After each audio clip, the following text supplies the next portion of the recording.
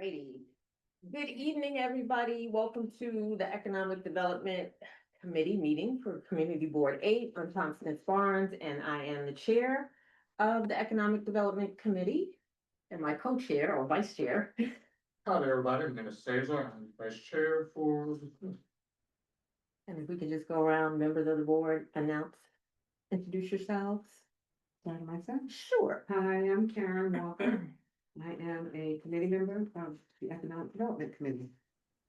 Nick Fazio, ditto. You do it too good. And Laura Levin-Bonito. Hello, everyone.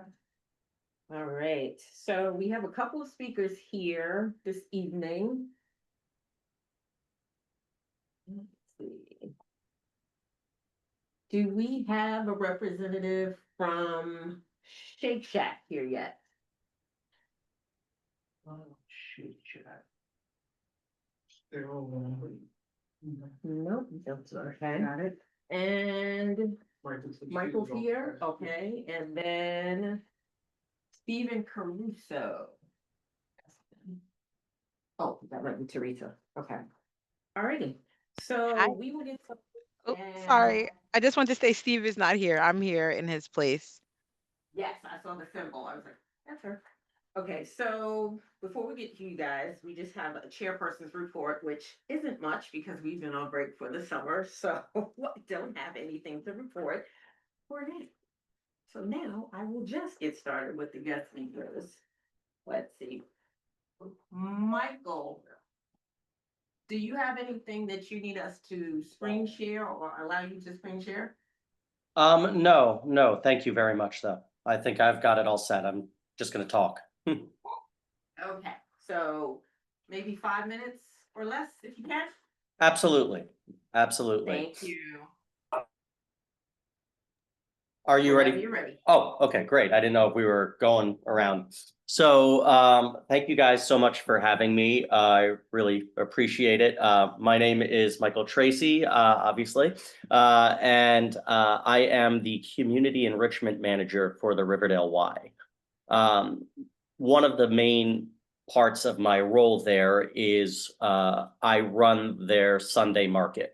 Our Sunday market is every week. It's from 9 to 2, and it is in the parking lot of the Riverdale Temple on Independence Avenue. It's a community market. It's really for the community, and we do get vendor fees, but it takes a combination of vendor fees and grants for the market to even be revenue neutral for the Y. So it really is put in place to be a community space where local, businesses and artisans can come together and sell their goods. The goal is really to create like a town square vibe, and we have a very big social impact arm. We've done clothing swaps at the market. We run volunteer and internships for teens. We also have 2 regulars who are there every week, as Art for Aid and Rocky's Riverdale Reads. They are charitable. It's a charitable group, and they're focused on fighting food injustice. And they have efforts towards restoring balance in the local environment through connecting the Northwest Bronx to the Hudson Valley Pollinator Pathway. They actually spend 100% of what they make every week on buying out food from the farmer to put in community fridges and donate to food pantries. So they're really wonderful people. And one of the reasons why I wanted to talk to you guys tonight is because the market has its challenges. We've been operating since 2011, and we were once quite vibrant, but we're currently dealing with low vendor turnout and in turn low patron turnout. And so we're working on a couple of different things to help that effort. One of them is to move out of the temple parking lot because it's really not an ideal location. And I have a meeting actually in the next couple of weeks with someone from St. Gabe's, and the goal is to move there into a more heavily trafficked business central location. We have both Jeff and Eric Dinowitz helping us on that front in terms of trying to at least, facilitate the conversation. The other main challenge we have is a competing market that happens at the same exact time. It's my understanding that before I started at the Y, it was a single market, and something happened and a bunch of the vendors left. So I honestly don't know what it was, because it was before my time and there's so many voices and speculating what that could possibly be, and who knows what the story is. But we've got several initiatives and efforts that we've been pushing to really bring in more people and really enrich that community. We're working hard to both tell those the other vendors that, they're still welcome at our market, if they have capacity to be there. And we're also branching out and looking for as many businesses, really, if we could do Bronx, anything local is really what we're looking for, to really highlight the community. One initiative that we're looking to start either this fall or next season is we want to highlight local chefs and restaurants by inviting them to do cooking demonstrations at the market. They could do, it could either be whatever they want from their restaurant, or they could do something where they buy food items from the market and cook with the food items. That's sort of up in the air. Things that we've already done for the community is we've installed a kids corner weekly. So they've got their own tent in the same spot every week, and they've got games and a bubble machine and crafts and stuff, just free stuff for the kids. Because a lot of the time you see young families bringing their young kids to the market and they don't have much for the kids to do. And so we want to make sure that this is a place that the community feels that, they can spend their time. We've put out bistro tables. All throughout the summer, we also started with a cooling tent. So we got misting fans all around, and we had water available for everybody. One of the things we've done with the teens is we've done intergenerational programming, trying to bring some of the older adults into the market, and with our teen volunteers doing joint projects, sharing stories. So it's the goal is to really make it that community town square. But one of the things that we need is we need the vendors. As I can run as many initiatives as I can possibly think of in terms of bringing the community together and making it a safe space for the community where people would want to go. But if they don't have the catalyst of the vendors to be there at the market, it's a tough sell.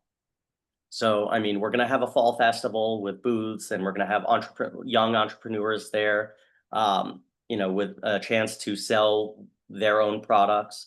As this sort of leads into something that I've been hoping to develop, which is a mentorship program between local businesses and our young volunteers and students who have their own wares, so that they can learn and get hands-on experience in what it takes to run a business, even if it's helping set up and run the table at the market. So we've got a couple of different things on the horizon that we're looking to do, but we do have challenges, and engaging the community businesses is something that I think is imperative to furthering this market as a real community space for the community. And so that's sort of the Sunday market in a nutshell. So that's kind of what I wanted to come here and talk to you guys about, and see what thoughts that you guys have. I'm open to any and all ideas, any connections, anybody that that would want to do something like this. you have a tremendous, um, pulpit as the Economic Development Committee, and we're hoping to develop some economics here at the market. So thank you again for having me. Thank you, Michael. So I will open it to the board members. Do you have any questions?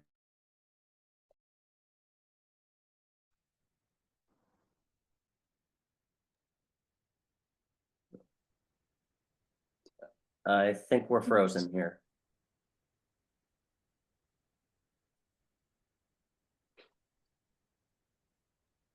Oh, yeah, we're frozen. I'm sorry if anyone was asking a question, something froze.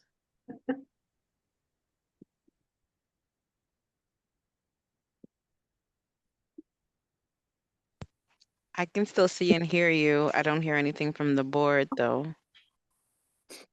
Okay, thank you. Oh, looks like they're not frozen now. Michael, did we lose Michael? Yep, I'm here. I'm here. Apologies, was there a question?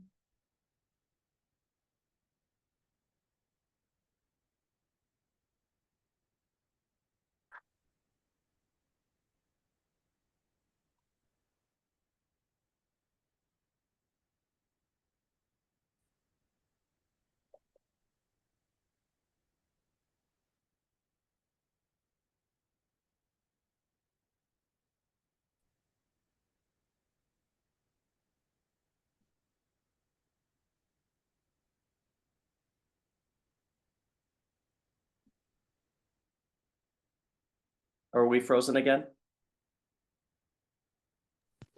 I can still see and hear you. I'm seeing the board intermittently, but I don't hear anything. Yeah, I can see you, Teresa, and Alexis, but the board seems to be glitching a little. Yeah, they go in and out of moving. Same. Hear those questions, Michael? Apologies, no, I didn't. It's been going in and out. Okay, I'm sorry. This is my last try. When is the fall festival and how many Sundays into the fall and or winter do you go? Or my questions. Yeah. So right now we're scheduled to go through December 14th. Okay, and when is the fall festival? The fall festival is October 26th. October 26th. And what have you done to engage local businesses?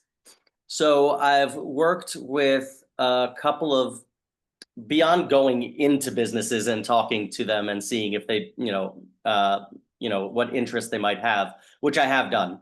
I've worked with the KRVC, and I've worked with the Riverdale Main Street Alliance to try and court businesses.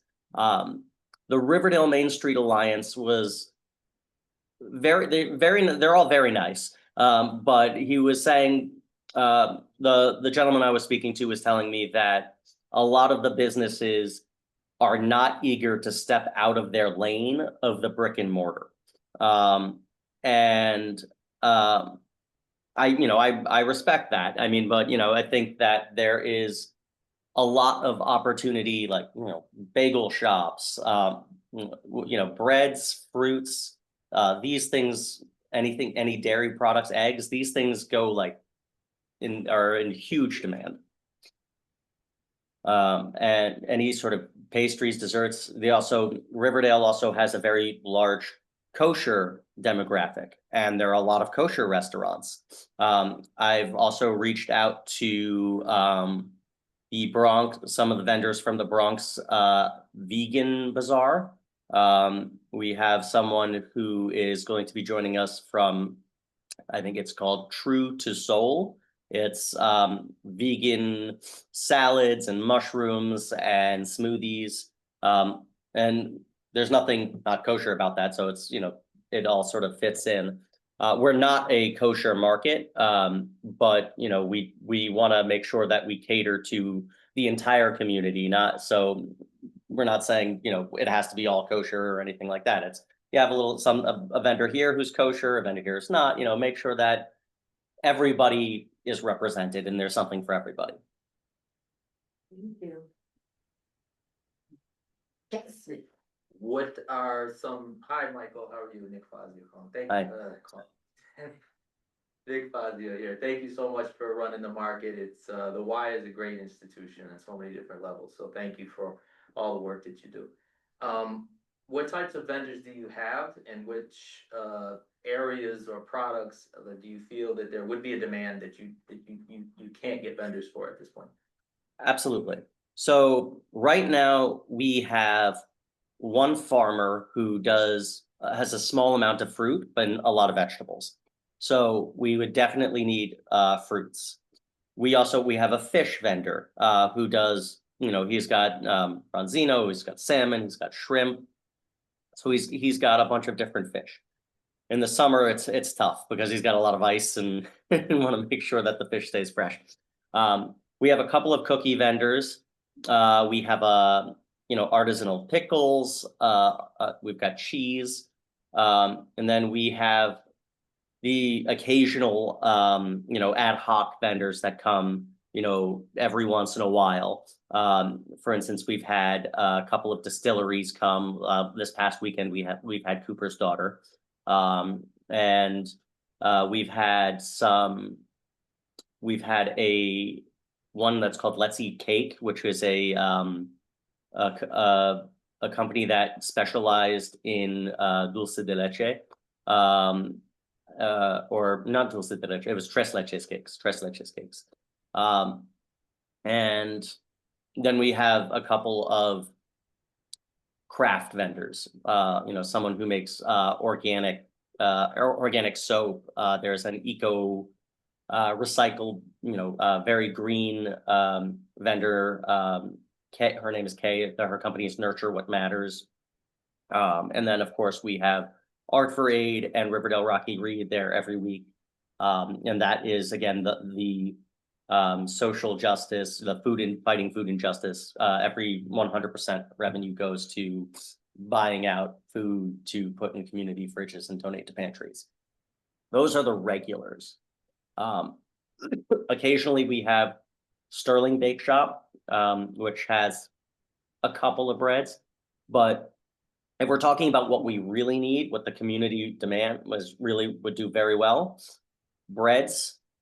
So lots of breads or pastries, bagels, like that, a real bread vendor. More fruit would do well. Dairy products like eggs, although that's more, I mean, I guess it's considered dairy. Eggs, yogurt, milk, those types of products would do very well. And, you know, I can't speak for Art for Aid, but knowing them, the more of that type of stuff that we had that would do well in a community fridge and a pantry, the more they would be able to provide the community. It's not just what the local community is demanding, which I hear week in and week out. We want bread, we want more fruits. We want eggs. Those are the big ones that I hear week in and week out. But it's also, if we have that stuff, it's just more that we can provide the community with. Because we're not gonna put fish in the community fridge because it's not gonna be good by the time it gets there. We're also not gonna put bourbon in the community fridge for a multitude of reasons. But that type of stuff can go a long way. Follow up? Yes. I thank you for your response, Michael. In the past or currently, have you explored any sort of networks or organizations of collectives of regenerative farmers? Because I know that there are certain organizations and groups right now that are trying to support regenerative farming, true regenerative farming, not sort of the quote unquote organic label that's put on a lot of things, but actual regenerative farming. And they've been trying to promote them and to try to get them into more farmers markets and locations. And then just to follow up on that, also, have you explored opportunities to becoming a drop location for certain regenerative farmers that do sort of beef and chicken and pork and things like that? Okay, so forgive me, I'm just sort of parsing this. I have reached out to countless farmers. I am not super familiar with regenerative farming as a collective. And it is definitely a wonderful lead that I will look into, for sure. I did want to follow up and though ask what you meant by like a drop. You mean where the farmers bring food to that we would sell for them? How do you what do you mean by a drop location? Yeah, I'm not really exactly sure how it works, but I know that there are regenerative farmers that have drop locations. So they do certain shipping, they have networks of other regenerative farmers. These are really small farms, right? Really small Mhm. operations, kind of working outside of the industrial model of agriculture. Swordfish. Pardon? Hello? Hello? Excuse me? Trying to mute. Oh, There we go. but anyways, they have certain drop locations where you can go, you can place an order, and then they have some sort of arrangement with a local organization where you can go. I and see. pick. I see. Okay, so then it's rather than selling directly at the market, it's sort of like in a plate like a kiosk where they place an order. As I understand it, yes, and then you can go to that location and you can pick up a location, there's certain days and times that you could do it, but just thinking, if it could possibly work where you could have it at that date and time of your market, and then it would Mhm. increase your foot traffic, and it would increase sort of the, people would come to pick up their grass-fed organic steaks, and they would go and buy something from the fruit farmer or from the dairy farmer, et cetera. Yeah. That's a wonderful suggestion. And I haven't as of yet I hadn't heard of it before. So thank you. And I will definitely be looking into that this week, tomorrow as I get into the office. Yeah, if you want, I can connect through the office, because there's a Please. couple of, I might have a couple of names, I can make a couple of phone calls. I'm originally from upstate New York, so I know a lot of people in that industry. Amazing. I'd be happy to connect you. I'm not exactly sure what they're doing, it's definitely out of my bailiwick, but I can see what I can find out for you and pass it along. I would greatly appreciate that. Thank you. My pleasure. One more comment or question, board members? Okay.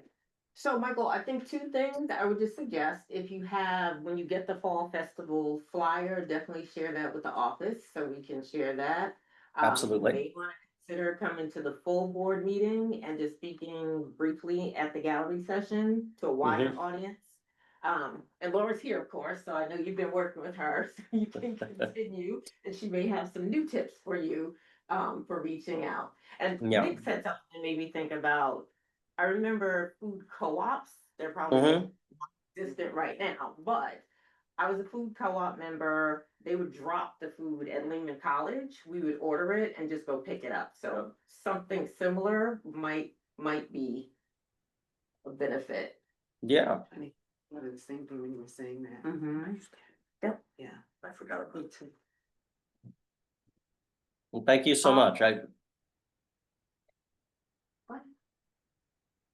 Yes, I mean, I'm happy to talk to a broader audience. And I will, obviously take any and all suggestions with the utmost gratitude. So thank you.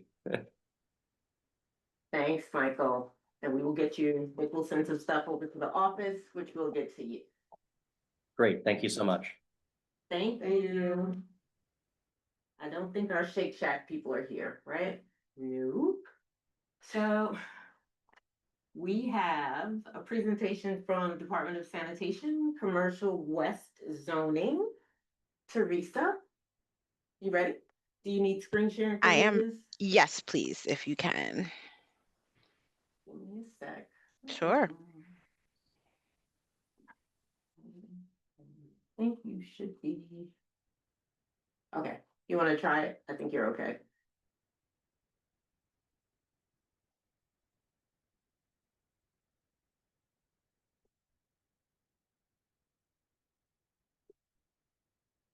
No?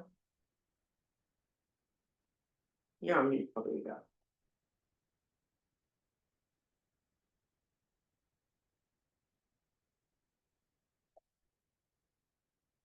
Sorry, it minimized the screen so that I can unmute myself. Can you guys see it? Is it okay? Yes. All right, awesome. So basically, I just wanted to do a quick presentation about commercial waste zones. As you guys may already know, be familiar, sanitation generally, especially particularly when we come to community boards and stuff like that, we deal with residential trash because that's our wheelhouse. That's where, we collect trash and recycling and, everything else from residential homes. However, after some significant developments and the local law 199 passed, we now will also be tackling and just completely overhauling the city's commercial waste industry. And so basically this presentation is just kind of getting into the nitty gritty of that. So here we go. So I guess that's just a general introduction. Every day, over 250,000 businesses generate over 9,000 tons of waste. That's about 4.1 million tons of commercial waste every year.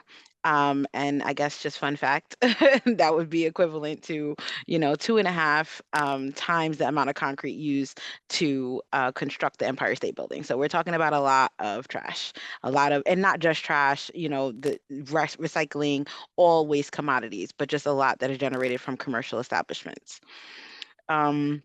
And so previously, the system that we had was unstructured. There wasn't a standardized framework for service. And so after Local Law 199 was signed into law, which was back in 2019, it broke the boroughs up into 20 new commercial waste zones. And 3 carters were selected in each of the 20 zones to provide small businesses with service choices, competitive pricing, and just different things to try to improve the current situation. So the private carters bid to provide service in these specific zones, and each zone, as I mentioned, will have up to 3 carters who have to provide high quality, low cost service. So there will be up to 5 citywide carters for compactors and loading dock pickup. So some of the benefits of this new program and just overhauling the system altogether is that there was competitive bidding to keep costs low, transparent pricing, which I don't think is something that was happening in the past. It kind of was a situation where commercial establishments just kind of take what you get kind of thing.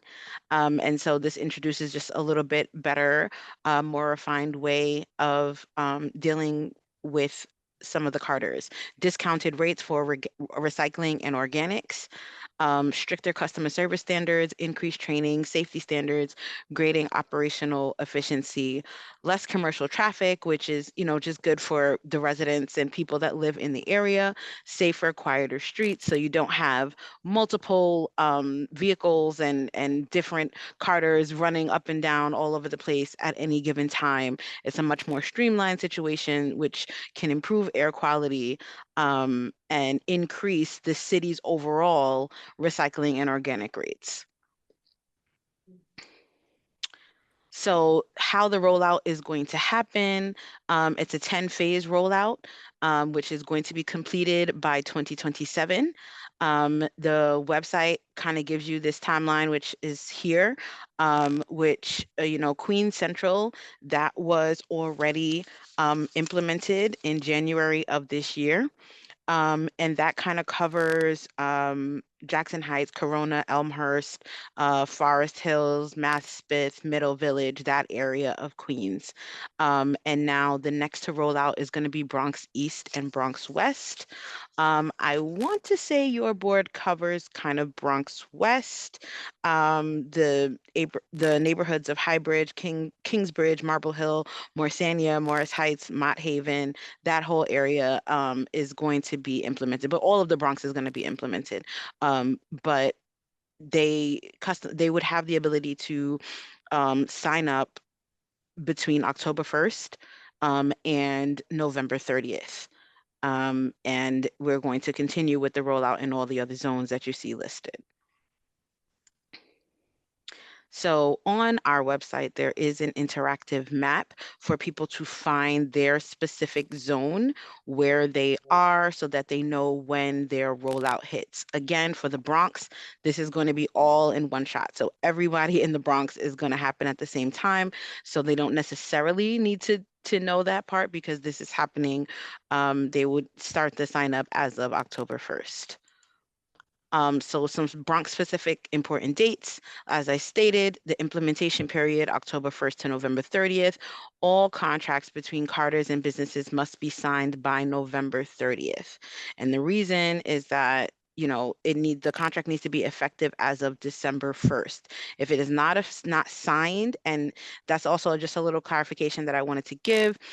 Some businesses do have verbal agreements currently, and we know that that's a model that has been used, but that is not something that's going to work going forward. It has to be something in writing, and it's really for their protection as well, just so that Carters are not just like, you know, doing whatever they feel like it. They said this, but then it's, you know, something else down the line, whatever. It's going to have to be a written agreement. It must be a written agreement. And as I stated, it has to be effective December 1st. If they don't have it by then, they will be assigned a Carter at the maximum rate with the minimum frequency, which is not something we want. So we want to avoid that and be proactive and sign up before the deadline during the implementation period. Even if a Carter, even if a business currently uses a Carter that is approved, they still would need to have a commercial waste specific agreement. So they still just need to have a new one that's signed in between the October 1st to November 30th deadline. So how to comply. If you currently use a private Carter, there's 5 easy steps to get a new contract before the end of your rollout period. The step 1 would be to evaluate, assess what type of waste you have, the frequency, to determine the type of service you need, which is kind of self-explanatory. And then you find your zone. As I stated, the Bronx East, whether you're East or West, it's going to be happening at the same time. And that is, they are going to be, all of the Bronx is going to be included in the next phase of rollout. For Bronx East, you have the choice of 3 Carters, which is the 5-borough Action Royal. For Bronx West, Action Royal Recycling Track Systems. Those are the 3 Carters that are going to be available. And the map that's online is interactive, so people can get specific about whatever it is that they need to find. And then you compare. You can calculate the prices using the calculator that's available. You can compare the maximum monthly rates that Carters may charge for collection costs and additional fees. As I mentioned, there is a discount rate that must be provided for recycling and organics. And this is the first time that Carters must provide organic material if asked. Like, they have to provide a waste stream to collect it. And again, it would be at a discounted rate. Oops, sorry. I think I skipped. Okay, negotiate. That would be the next one. So we definitely encourage people to negotiate, obtain multiple quotes from the Carters in your zone to negotiate the best service and rates possible. So we encourage businesses to negotiate below the maximum rates calculated and to make sure that they're getting their proper discounts. And then you sign the contract, whenever you get to the agreed upon amounts, sign it, and you will be good to go before December 1st. And also just the quick note that you do have 30 days to change your chosen carder before penalties may apply. So just a recap, again, all of this information is available online. I will put, if there is a chat open, if not, I can send it to the board, but more information can be available on our website. We do have a QR code also. We will have information sessions, all of the above, but that's just a quick recap of what needs to be done. This is what the new stickers are going to look like. Everyone that's enrolled, they will have this green sticker, which must be displayed in the establishment window, which is not anything new. Every business now is supposed to have a private carding sticker anyway. So it's a different color. It kind of gives more specific information. Again, that's specific to the new commercial waste zones. There are limited exceptions. And so the exceptions to these new rules would be, if they feel that they are an exception, they must submit and wait up to 1 to 2 weeks for DSNY approval.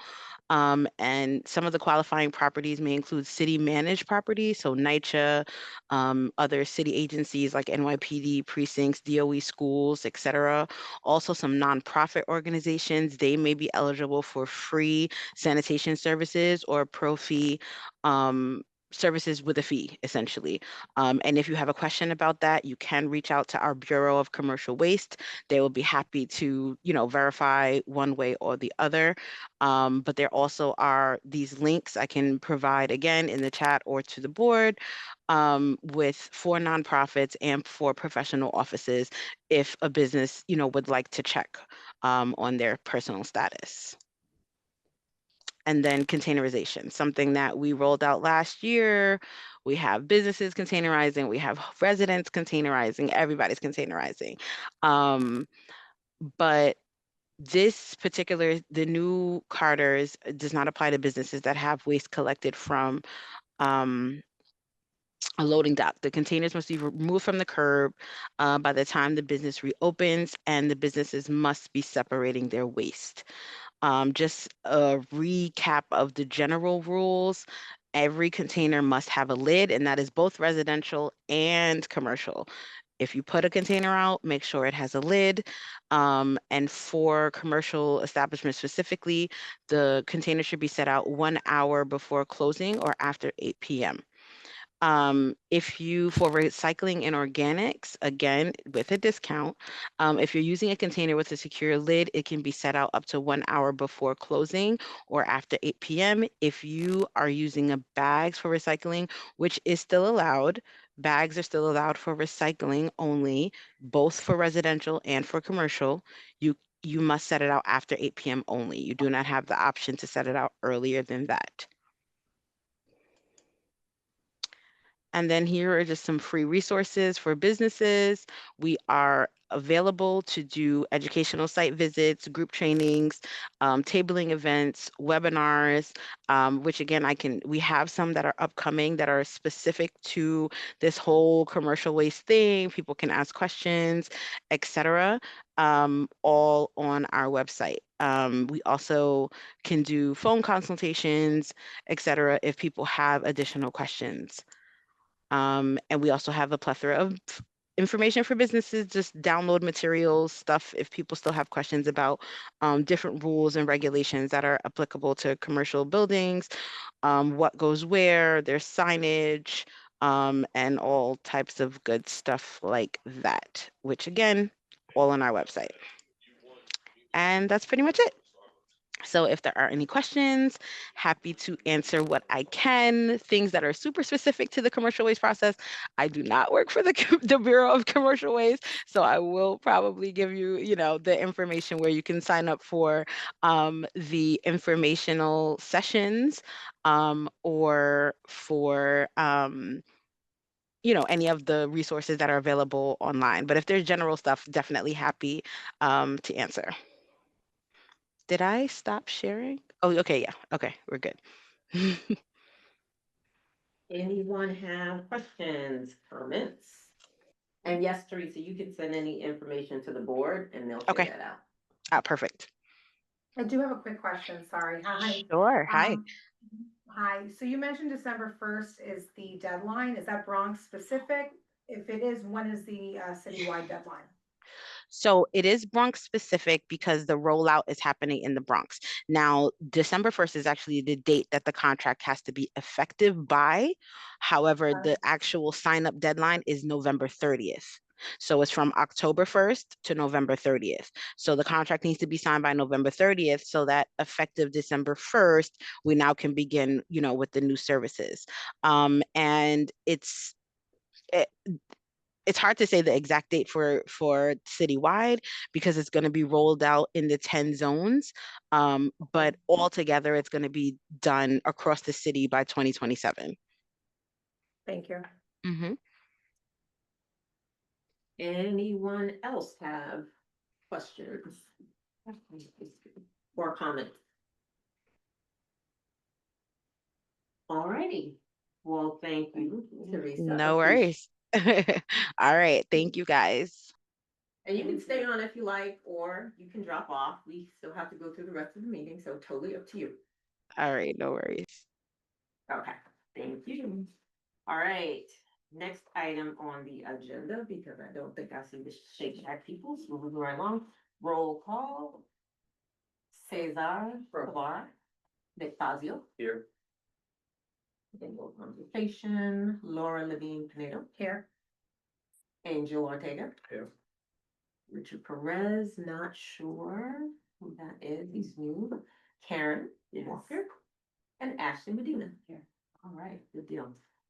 Has everyone had a chance to read the minutes? That's the next item. So I know a lot of people weren't here, but if you remember, for those who were at the new member orientation the other day, that Marty shared, if you have read the minutes, even if you weren't there, there are Zoom recordings of the meetings. So if you weren't, well, not for us, but for other committees.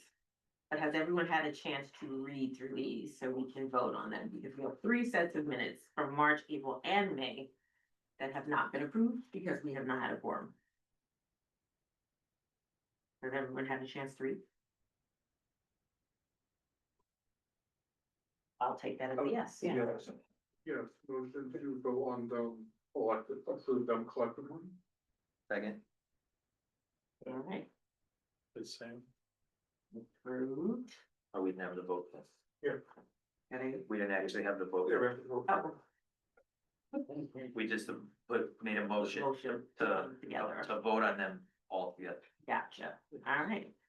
Any comments, corrections, or anything for those 3 minutes? All right. Now here's where I'm gonna flip to next. So So, yeah, so now we. we need to vote. Yes. Say, any abstentions? Any abstentions? Any objections? All in favor? So Interjections? All in favor? Okay, motion passes. All minutes approved. Thank you so much. We don't have any resolutions today. Moving forward from that. Old business. The only old business I wanted to talk about, I actually put in new business, so I'll just leave that there. Anybody else have any old business that they wanted to revisit from last year? Anything that was left open? I think the K food thing was left open and Good we point. got some good news on that front. Do you want to share, Angel? The gentleman that owns that place. Did not cater to the tenant there with the news that they have inside the place because it's falling apart. Mm-hmm. But he spent a ton of money in the parking lot, he added the lighting that I pointed out. Mhm. And he also corrected an area that was for handicaps that was not ADA compliance. Mhm. So we got that out of it, that's about it. Looks great, looks like Yankee Stadium at night. Now we can go to the inside, that would be great. Sorry, John, you mentioned three big things, so I, Maybe the lighting was improved because he added some charges for cars. I guess that was stipulated from the vendor that provided the charges. ADA compliance. And the ADA compliance ramp that goes into the Kifu was corrected because it was not identified, it wasn't marked out. Yeah, And there was third thing. what was the third thing? The parking lot got repaved entirely, yeah. But nothing on the tenants' concerns that was brought up, no concern with the tenants on the side on the Kifu. I haven't heard anything No resolution else with that. about that either. Anybody have any other thoughts, comments about seafood or any old business? Okey doke. Moving on to new business, and we have Karen on the line who wanted to share something with us. Hi, I'm Karen Kawaguchi. I live in the Knowles Cooperative on Knowles Crescent and Kapok. So one of our concerns now is we have 5 vacant storefronts in our retail area, and including the Rite Aid that just closed in July. So it's starting to look pretty desolate, especially at night. And we definitely need to increase foot traffic from our community. But I'm just wondering, and several members of the community are wondering, what action can we start to take to fill those storefronts and possibly redevelop the space? I did contact both Jeff and Eric Dinowitz last spring, and I believe Eric Dinowitz was supposed to meet with one of the landlords, Friedland. So I'm just putting it out to the committee to get some ideas and take some action. Karen, I did try to reach out to Councilman Dinowitz today to see was there any update, but I haven't gotten a response yet, and I'm sure due to the holiday, so if anything comes out of that, I will let you know. Anybody here have any thoughts about Knowles Crescent? Are any stores left? And I'm sorry, I don't live down there, so I'm not sure. Well, there's still, Ben's has a new owner from last year, and they renovated the store. I shop there pretty often. I don't know how much foot traffic they get though. So we still have a manicure place, a hair salon, the barber shop, a sort of convenience store, the liquor store, and the dry cleaners. And those stores that closed, there's one next to the post office that looks like it's been closed for years. The restaurant closed, the Chili and Curry, that restaurant closed. Right, oh, and then the Chase Bank closed. So the empty storefronts, for the most part, they look pretty neglected. I believe I read someplace that the liquor store is the business itself is for sale. Yeah, and it's quite a bit. Yeah, Mhm. Rite Aid had a fairly substantial space, and so Yes, just like right. right, the Rite Aid on Broadway, you're seeing what's going on with that, unfortunately. Yeah, I'm not being that hopeful, but yeah. Mhm. I do frequent that, personally, I frequent that nail salon, so. It's my Yeah. little contribution. So, Hi, Karen. So, separately, I reached out to both landlords, so that shopping complex is comprised of Freeland and also ABC Realty. ABC Okay. Realty is, a little bit more open to discussion. Mhm. Freeland was not so much open to discussion. As far as I know, because I know a local entrepreneur that wanted to rent out a space, the rent is exorbitant. And the main issue, in my opinion, is the lack of parking. So any business that opens in that corridor shopping center really needs to rely on the Knowles and Kapok for their customer base, because even if we want to go frequent the restaurant, there's just absolutely no parking over there. Mhm. Right. So that's a major concern for local entrepreneurs. Mm. Which I'm not saying is, it is totally possible but it is, how can we as a community, what can we do about that? Because that's, people drive. So what can be done about parking? Is that a public initiative or a public-private partnership? I mean, because we know that space is very tight on Knowles Crescent and Kapok for parking. It is, I mean, I don't wanna speak on parking, that's a totally separate issue, but, I think the community of Spite and Dyeville should come together, and have a community meeting. And Mhm. kind of see what is needed, what is missing. And from there, local entrepreneurs, my personal opinion, I don't think a sit-down restaurant would do well there unless it's a quick and cafe. Like, I think like a Right. bagel shop, quick, easy, in and out, Mhm. commuter. That's just my personal opinion. Right, right. I think you're right because the pizza place continues to do, pretty well, but that's a real quick, just take it and go. Quick. So, I yeah. just think a survey needs to be done with the local, work with the different presidents of the boards of the building, just to see what is needed and wanted and what people would, support. So this way, like, local entrepreneurs can say, okay, look, we've had this and there's people that will support a sandwich shop, Mhm. Okay. So you I have think, reached out.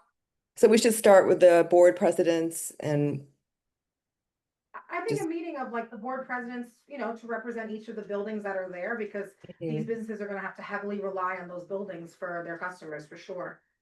Yes, and the buildings, it's in our self-interest to have a vibrant retail strip right there, so. Of course, you have like Mhm. River Point Towers, they're great, I'm not sure, if the Century, the Knowles, Mhm. the Congressional, all those ones, yeah. Okay, okay. Blue building called, Sorry? the blue building, what's that? Oh, what's that blue building? The Churchill. I don't know what it's called, but yeah, I walk by it all the Yeah, time. yeah, hold on, yeah. The blue building. Any other thoughts? Yeah, I agree with Laura. We need to get the board presidents to conduct service within their own buildings and everybody in the area and see what they want. The parking is an issue. I don't know what options are there for that, Mhm. but we could definitely work on what Laura mentioned about getting some sort of survey get going and see what the people want there. Any coffee shops? There's really nothing to eat over there other than a pizza The pizza. Yeah. and Ben's Right, Supermarket. Yeah, Indeed. people that get their coffee from Ben's now, I think primarily. Coffee and Especially the sandwiches. senior population, they're the ones that suffer the most because they can't, Mm. commute to, let's say, Johnson Avenue. So they're really, some people said to me, like, they don't even have an ATM. Now that the bank is closed, the only ATM there is in the Right, smoke shop, right. I believe. You don't wanna. Yeah, That was- One thing I say is, these two characters, Freeland and ABC Realty, as far as the rent situation, that's what's killing this area. The rents are way too high in these startup businesses. They can't afford that. I believe, I don't know, I mean, yeah. don't quote me, I believe the chili and curry, that restaurant, Yeah. is going for 11 grand a month. That's a Mm. lot. That should have been just 6 or 5 at most. And That's we what didn't park it. don't quote me, that's what I heard. Yeah, from I someone who know, wanted to- I know a friend that opened there, cause he Yeah. knows the owner. You're right about that. 11 grand is a lot of money, Absolutely. a lot of money. That's those are downtown numbers. Karen, I know we talked about you also coming to the larger board meeting and sharing as well. There may be some other folks there who might have other suggestions. Mhm. Think anything else I think of at the moment. No, but I agree with Laura, like getting local residents together and maybe start thinking about what do you need? What's missing over there? I was trying to connect the train station, it's a little far, but I was trying to make a connection that. Bus, I think that's Right. stuff there, so. Yeah, the bus stops there. Yes, and people do walk to the train station, so if there's a coffee shop or something, they probably would stop. Yeah. Mhm. Well, I would say this, why don't you let us know how it goes with organizing the folks in Sput and Dyeville? We have Mhm. each other's email and let's just stay in touch and maybe we Yep. can revisit how we might be able to help in the future. So could I just Okay. follow up real quick? Just an idea just came to me. Just if you're gonna put the time in to organize and get sort of a survey of sorts. For it to be really useful in terms of market research that could be presented to potential businesses, it has to be something that they will be able to digest. So in other words, if you just say, oh, well, our residents say this, right? That's not something that a business could take to a bank that's looking to loan capital to that business that wants to open up there. But if they had something more concrete, like an actual survey or some kind of data to show that the lending representative, then that could potentially help an entrepreneur start a business in that location. So it's just Yes, something to consider if you're gonna put the time in, if you could make it useful for the businesses to be able to leverage it, then I think that would be very important. right, that's a good idea, and I did, doing my online research, I found, I think it was put together by the real estate people for the Chase Bank space. And it was like a business proposal, and they gave demographic information, you know, and that kind of, and foot traffic information. So I can sort of like borrow that information if I need to, you know, put it in. You can do everything on ChatGPT these days, so. I'm sorry, what? You can do everything on ChatGPT or Grok, one of the. Yes, I'm gonna, after this meeting, I'm gonna go on Chat GPT and ask what should we do. Yeah. There's a All of them. website too, I'm sorry, Karen, No. a website that has all the different demographic data. It's from the city. I used it once for a class. Yeah, it's like Yeah. Now Live or I something. think so, yeah, and it tells you Yes, the different ages, race, Yeah, yeah. family right, yeah, composition. it was that kind of information I saw online. Mhm. And Okay, I'm just thinking, you know, to follow up what Nick was saying about information that you can present to a funder, a bank, even more granular than just sort of the area demographics, I think would be helpful. Like how many people are in each of the buildings that are represented by yes, the board presidents that, not to say that every single resident is gonna shop, but I think that that would be helpful in sort of the just demographics of Spike and Diboll. If you can get more granular in any way, and depending on how many people turn out, you know, you could talk about the percentage of people who said that they would shop at X or Y. Right, and in that case, you could do a random sample or whatever whatever you have, whatever resources you have at your disposal in order to extrapolate that data, whether it's random sample or, you could do, what do they call them? What the round table consensus? Yeah. Focus group, Mhm. you could focus group. And again, document it so that you have something to present to the entrepreneurs. That, potentially either the board or other economic development organizations could at least have in their pocket for when they're meeting with businesses and entrepreneurs. Throughout their networks, because a lot of times businesses are looking for storefronts, they don't have the resources to be able to do that type of granular market research that you might be able to provide them, so. mhm. Okay, that and I think we also need to encourage people who live here to shop local. Because I know a lot of people where I live, because the shopping isn't great, they just go in their cars and go to Westchester, you know. So, but if the shops improve, then maybe they'll shop more locally. Yeah. Agreed. Last thing I was gonna say, following up to Nick, that sounds like a project for an intern in maybe one of the business schools around. Mhm. Yeah. I would connect with the schools and see that people always need an internship, and that sounds like a great project to work on. Yes, you're right. It's a hands-on real life project. So, okay. Consider how long it's been dead, it's been dead for the last, I would say the last 5-6 years. I mean, the Bright Aid was the nail in the coffin. Mhm. Yeah. Yeah. I was gonna I say mean, how, I'm sorry. I would say when I Definitely. came up to visit, it was, and that's after 13 years of being up there, I was like, wow, I can't believe how empty it was. And that's before Rite Aid was gone. Hmm. Yeah. Okay, well, thanks for all your suggestions. I'll stay in touch. Thanks, Karen. Okay, thank you. All right, a few more items really quickly. Some of the goals that I have for 25, 26. Farah and I were talking about a business directory or a map. If you guys look when you come in the office, there's an old picture and it has like all of the businesses that used to be in Riverdale. Make that up again, yeah. Something like that, maybe a long-term Yeah, project or just guys, yeah. directory, something like that. DCP should have that, Be upgraded, Department City. be updated. They use that same, the Live Now. Yeah. You connect with Camila Thomas. She'll probably do it. I could do it, but she'll probably do it in 30 seconds. It'd take me a month. Yeah, because I think that's helpful. Like we were talking before we even came in about where we could meet. Knowing more about businesses, which businesses actually exist in our community district.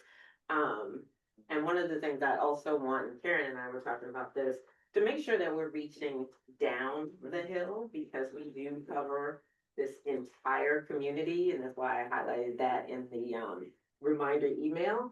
And I think we need to do a better job of finding out what's down the hill and making sure people know that we are all one community board. I have one question, maybe we should go there physically in reference to what's going on up there and hold a meeting sometime this year. In one of the community rooms there in either, the Century or somewhere near. That way we are there and the people in that area can come to that meeting. And we could start hearing more about this, you know, and then if they feel that we're hearing them, so. That would be a consideration also for the meeting this year, so sometime this year there, maybe the last meeting of the year. Okay. Good suggestion. Yeah. Anybody else have any thoughts about I have a, places down that way? not, not a thought about places, but just, an idea, that is gonna be incorporated into the board restructuring that Jill, I think you have been involved on the periphery and now Sergio is gonna be involved. That we should collectively as a board think about maybe at the end of the year or maybe the first meeting, a strategic planning, like what it is, like what you're doing now, what it is that we're going to kind of do for the year so that we can actually be doing stuff as we go along. This committee did a lot of stuff, but doing stuff as we go along so that we actually have outcomes from the committees by the end of our cycle. So that's something that we're going to be discussing as part of the restructuring. That makes sense. And maybe considering, and you know, we'll put this out there, linking planning or goals to budget proposals. Makes total sense.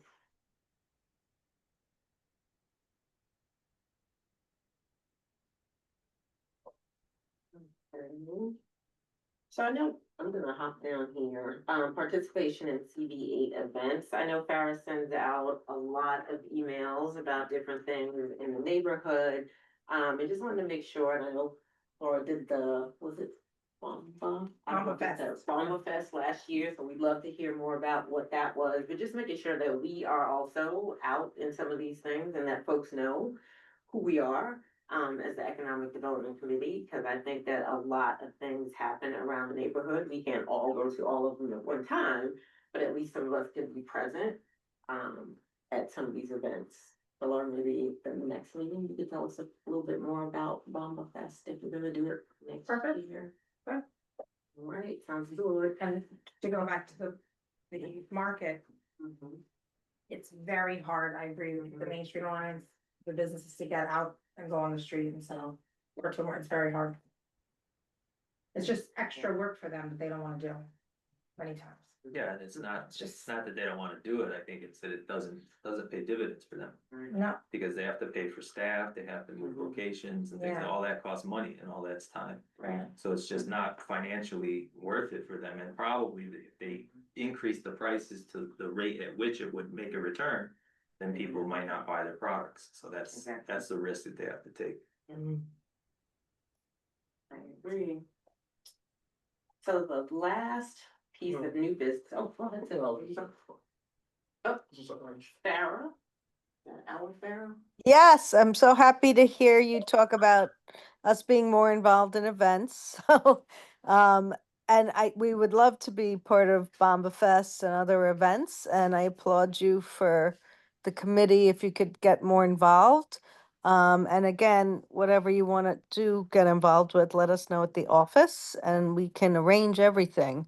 So that's all I wanted to say. Thank you. Farah. Thanks, Karen, thank you.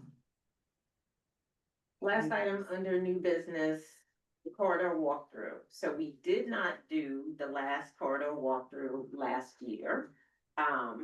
It's still a little bit warm, so I wanted to talk about if we could possibly think about doing that. We don't have a meeting in October. So I was thinking maybe we could do the corridor walkthrough in October. Nick is giving me a look. I don't think I'm gonna be here, so, sorry. I You can do it. I think you mentioned me enough. I think I could do it. You can do it.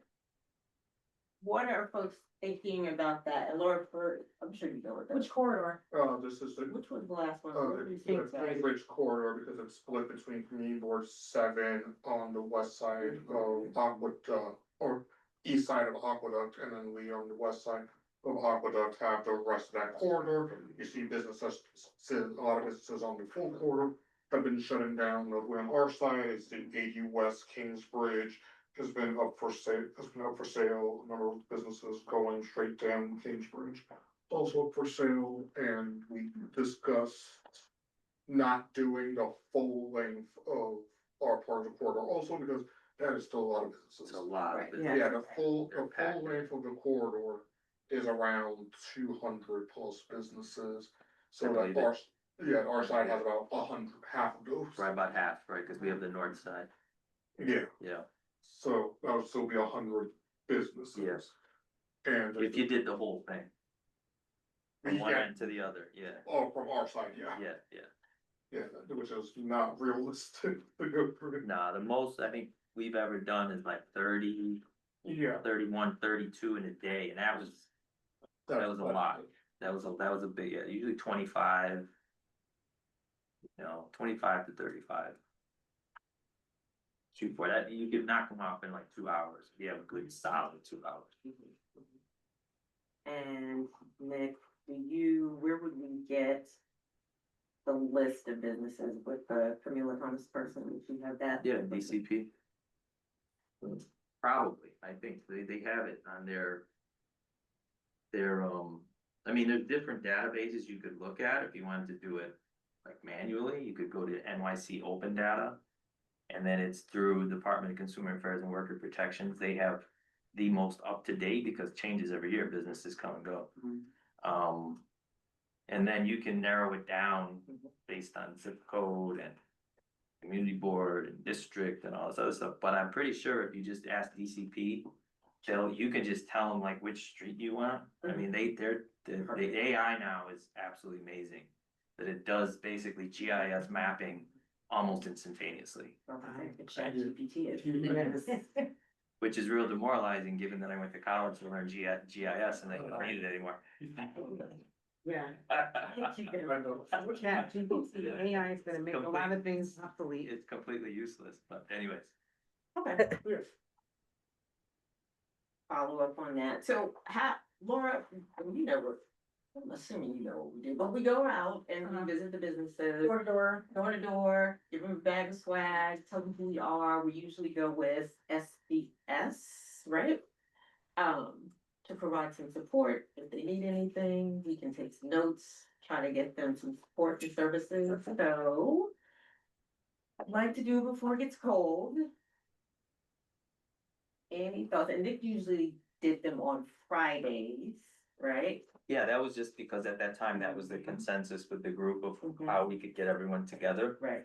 Cause if you're gonna have SBS, it's gotta be before 5 o'clock. Cause Absolutely. 5 o'clock, Everybody's. city agencies, Fridays, that's it. So yeah, so that was just when everybody, the majority could do it, so that's why we did it then. Anybody object to Fridays still? Friday's bad for me. Friday's not. Yeah. Majority of the room. I think Friday's not a good day. Friday's not a good day. Yeah. Okay, everybody agrees. I think Monday, no, not Monday, Tuesday or Wednesday. So this is to get, I'm a little confused here. This is to get what understanding, to see the broader line, who's responsible in community boards on that end? Share information. Share about what the information. Community board can do, hear their concerns. Which take a- one, community board 7? What is it? No, ours. No, yeah, So so you said we're borderline? this no, issue? so it's like the entire corridor Mhm. is like includes community board 7 on one side, community board 8. Community Okay. board 8 starts Corridor. on Aqua, yeah, so that So where we starts from start? Aqueduct. On Aqueduct Avenue? Yeah, so. Right by the armory? Yeah, so the armory is like Yeah. across the street. Huh? Yeah, right across. Yeah. Yeah, so everything on the other side, Yeah. that is us, so we don't have to worry about like who is who, it's just like from Emilio's Pizza and the, And what is it called in English? The Ferreteria, Ferreteria. Hardware store. thank you. But- And the hardware but store, it's to get a that is our physical- side, and then we go down. It's to get a physical look and just actually go there to see how it's split, or? No, talk to No, the share business it. manager. Talk to the business on our side? Yeah, it's on the business On on our our side, because we also, like, we see it as like on that corridor, businesses are struggling. How many businesses are there? Well, yeah, we're guesstimating. We're not gonna do 100. Oh, We're guesstimating, if you went all the way down to like. So we're Bailey Ave- pre-picking before this field trip? So I will follow up what Nick said and try to get a list of what the actual businesses are, excuse me. And then we should figure out when we want to go. I'm okay with probably a Wednesday or a Thursday. I don't know. I also think the Wednesday. timing is everything too, especially if you have a heavy and like the food in the restaurants and delis, you wanna stay away from noon. You wanna Right, go on like right. downtimes, Yeah. Yeah. I think maybe the. like a 3 I to like the 5. 3 to 5. 3 to 5, 5 yeah. works. People can get out of work if they're working, we can.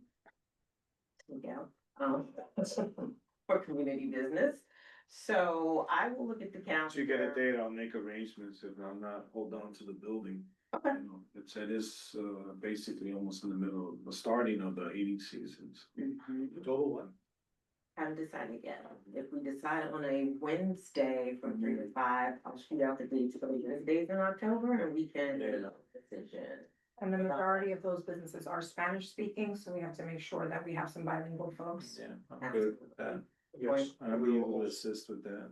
yeah, and we will also flag the Merchants Association down there as well. Who's the contact over there? So Northwest Bronx has been the fiduciary agent for the Merchant Association previously. They're still working with, Christian is is a president. Angel Pagan is in that, your voice in? He's SBS. SBS. But yeah, for the Merchant Association, Christian has been. Christian, have we ever met him? He's been here? I think so. Mm. You may have, Yeah, that'd be nice to flag and let them know what comes. sounds familiar. Yeah, like, and they will also be like the best people to be like, hey, other businesses actually be available at this time. Exactly. That's a good idea. Yeah. Yeah, so once we have a date, we'll flag it to them, so they can. A familiar face is good too, so many businesses are hesitant and even scared, and especially now with the ICE raids, like, so at least if they know someone they can trust, they will, you know. Yes. So like, it is the health department, like, we're, you know, Right, absolutely. Yeah. I think I kind of saw that when coming out with you, it was like a little hesitation, but then they started blowing up when they realized like, oh, that's swag and this is information. Yeah, when they know we're not there to find them. Exactly. With most Not gonna city hold that there. agencies, right. Mhm. City agency. Okay. That's not fair to our city agent, but that's the perception. But it is, right? Like, So that's why it's good to bring to bring with us, because, Right. you know, we're not here to hurt you as a business, we're here to help. So. Yeah. Alrighty, I will check dates. I will follow up with DCP, get the list of businesses. Cesar, I'll check in with you. About the Merchants Association, and we will go from there. I will try to do that by the end of the week to shoot out some dates and folks can respond so we can get this going. All good? Okay. We will not have a meeting in October because of the holidays, so our next meeting will be in November on the second Tuesday. What we are trying to do is find another space besides here, visit one of our businesses, so we were talking about that before we came in. Laura's got some ideas, Cesar has some ideas, Karen has some ideas, so we're gonna try to find a spot. Sorry, Nice come to. sorry, those correction. You mean the first Tuesday, correct? What did I say, the second Tuesday? Yeah, you're gonna have to I'm have- sorry, you're the gonna have to have- first Tuesday. We do have board meeting on the second Tuesday. The first Tuesday, thank you, yes. Yes, so that will be Public safety meets. next. Actually, no. Or, That's a holiday too, that's election, that's Oh election day, my goodness. because we have election day and then you have, on the next, actually, no, next Tuesday is Veterans Day. All right, I will chat with Farah about the It's available gonna be dates in confusing, November, and I will let you all know. Whatever. All right. Anything else for the good of the group? Motion to adjourn. I'll second next. All right, well, thank you all for participating, thank you for your patience, thank you for folks online.